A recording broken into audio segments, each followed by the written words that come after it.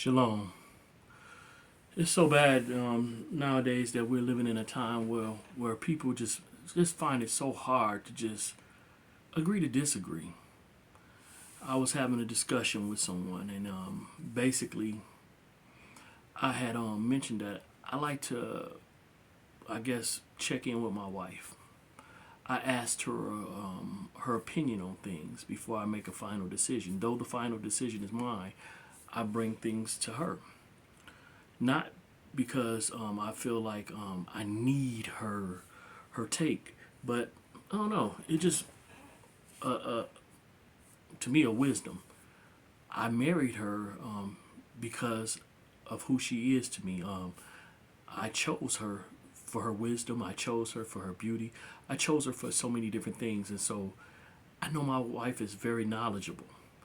You know, her schooling and stuff like that, gives her a level of wisdom.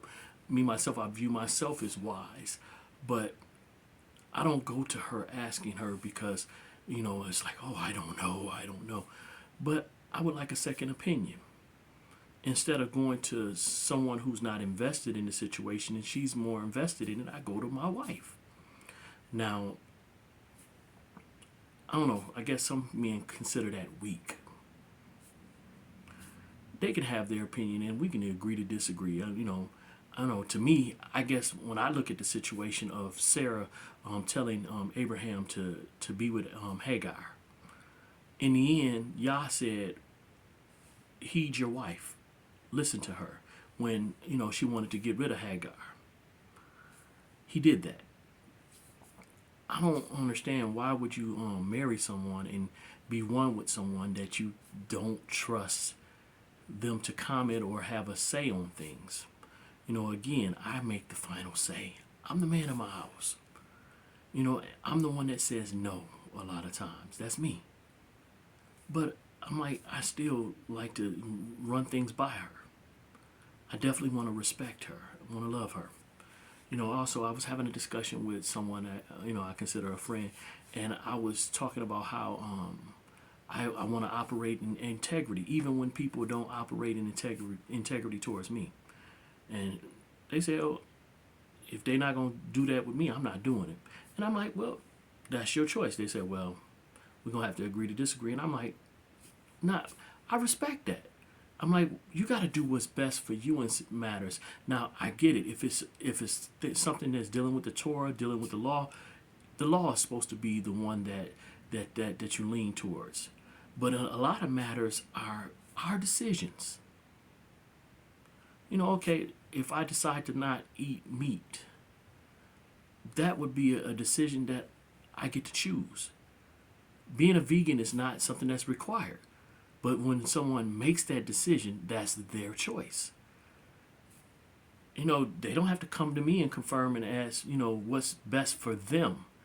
Now, in my home, I might talk to my wife and say, hey, do you think we should do this? Because best believe if I do something, it's going to affect the whole household. Because she prepares the meals, and so if she's going to prepare the meals, it's a lot easier to prepare one meal and to have to prepare multiple. So I'm definitely going to talk with her because she prepares most of the meals. Of course she won't have a problem with me doing it, but of course I will talk to her about it. That's just wisdom.